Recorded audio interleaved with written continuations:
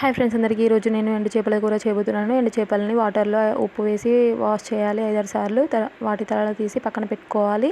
ఆ తర్వాత వేరే కడాయిలో కొంచెం ఆయిల్ వేసి ఆవాలు, జీలకర్ర, ఉల్లిపాయలు, 2 పచ్చిమిర్చి, 2 ఎండుమిర్చి, ఒక బిర్యానీ ఆకు, 2 లవంగాలు, తర్వాత వెల్లుల్లి పేస్ట్, తర్వాత అల్లం పేస్టు, కొంచెం ఉప్పు, చిటికెడు పసుపు వేసి కొంచెం ఫ్రై అవ్వనివ్వాలి. తర్వాత ముందుగా మనం ఒక నిమ్మపండు సైజ్ అంతా చింతపండు నానబెట్టుకోవాలి. ఆ చింతపండు రసాన్ని ఇందులో పోసి బాగా మరగనివ్వాలి. అందులో కొంచెం తగినంత ఉప్పు, కారం కూడా వేసి మరగనివ్వాలి. తర్వాత కొద్దిసేపు అయ్యాక ఈ చేపల్ని అందులో వేయాలి.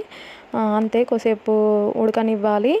తర్వాత కొంచెం గరం మసాలా, ధనియాల పొడి కూడా వేసి ఒక 5 మినిట్స్ అట్లా ఉడకనివ్వాలి. అంతే, టేస్టీ ఎండు చేపల పులుసు రెడీ.